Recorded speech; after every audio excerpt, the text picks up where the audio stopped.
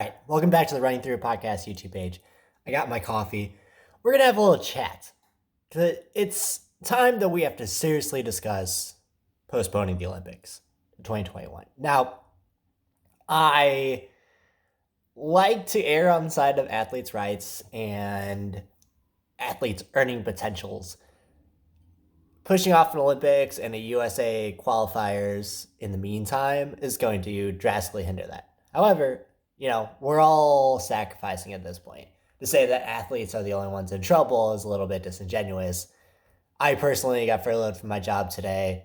So many people are just in a waiting zone right now, quarantined, not able to train. So that's one of the big sticking points that athletes have right now. So let's lay out the guidelines onto why the Olympics should be postponed. And then I'll kind of move into some things that have happened yesterday and today that kind of err towards, the momentum is moving as much as the IOC might claim that it's not going to. So the reasons why we should postpone the Olympics, there's three big ones, right? One, we can't really guarantee that travel to Tokyo, travel to Sapporo, that areas affected by COVID are going to be clear. We don't know if Tokyo or Sapporo are going to be clear by then. We don't know about the amount of travelers that it's going to take coming, to the Olympic sites from elsewhere. That might bring new infected peoples into the areas. So that's one reason why, until this global pandemic is quelled, that we shouldn't have any mass gatherings, especially something like the Olympics. Two is the lack of training quality from the athletes. In areas in Europe, people are already being not allowed to leave the house or not allowed to, go to certain areas over lack of, wanting to spread it. Tracks are being closed, workout facilities are being closed. You can still go for a run, you can still go for a bike, but when you don't have those facilities that you're used to having, not everybody's going to be ready. And that's from a track and field standpoint, from like a U.S. swimming, it's my cat jumping on my stand, from a U.S. swimming standpoint, from, all the other Olympic sports.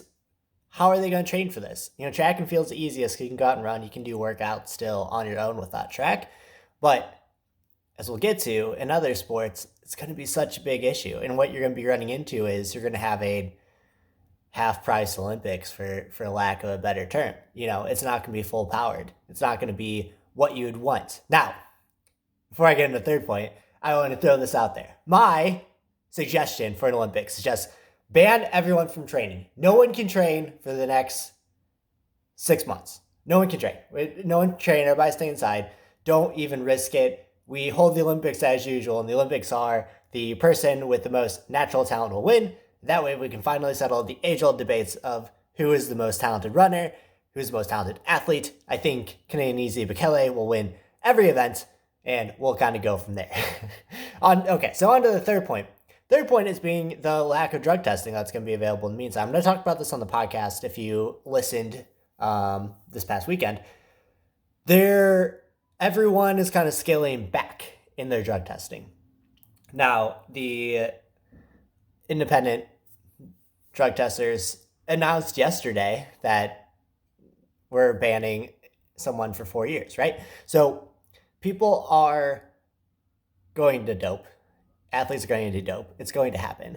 With relaxed drug testing, what you have is an Olympics where you can't guarantee that the athletes were clean, because it's dangerous to send testers into out of competition areas when we don't know if they're going to run into travel itself. You're going to have to travel to an area where there might be the pandemic still raging. You might run into infected persons, and you're putting people in harm's way that you don't need to be putting in harm's way.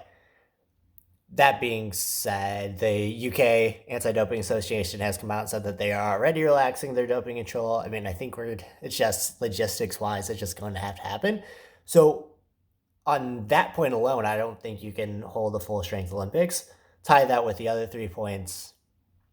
I don't see how this can happen. The European Football Championships have moved from 2020 to 2021. We've already seen the World Indoor Championships move from 2020 to 2021. It's something that the groundwork is there. And for Euros, that's kind of what I see as the guideline, because that's a lot of money that they're leaving on the table to move.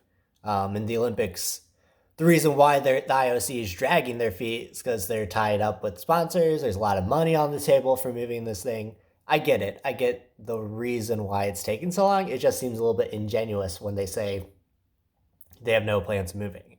However, 2 days ago, they said they have zero plans moving this thing. Yesterday, we saw a lot of athletes share their backlash over that idea, the points I shared earlier. Today, they put out a release that said that, or in an interview, IOC chair said that they were exploring other options. Of course they were. They've always been exploring other options. Before I recorded this video, about an hour ago, Michael Johnson came out, 400-meter world record holder, U.S. Olympian, U.S. gold medals, about how the IOC needs to take athletes' needs and rights into consideration, and holding the Olympics as usual is putting them in harm's way. U.S. Swimming came out and said that they are going to ask the U.S. Olympic Committee to put forward that they postponed the Olympics. The U.S. Olympic Committee came out with their own statement saying that they are empathetic to the athletes' struggles during this COVID crisis and that they have heard the pleas of the athletic community. So that is where we stand now. IOC is still steadfast in having this thing, but I think the ball is moving and the winds of change are coming. I've talked to some people, not on the board, but inside the Olympic Committee structure, and they've been talking about it for a little while. Front facing, public facing, they have not wanted to come out with it, obviously with the sponsors backlash. But I think in this scenario, even though there might be contract structure, they need a restructure. It's just there's no way you can hold this thing. So I think what we're going to see is it postponed to 2021, and we're just going to see everything move back. What that means for the U.S. trials and the USA Championships, I don't know. Prefontaine Classic today came out and said they're in a holding pattern, that they're observing everything. If the pre-classic gets postponed or moved, I think that tells you what's going to happen at the USA trials as well. Let me know what you guys think. Do you think the Olympics are going to go on as planned? Do you think that we're worrying about too much? I don't know. It's a tough time. What do you think is going to happen to the USA trials? I don't know. How are you feeling? How are you doing? Let me know in the comments below if you like this video. If you like my information, give me a like, give me a subscribe, and we'll talk soon.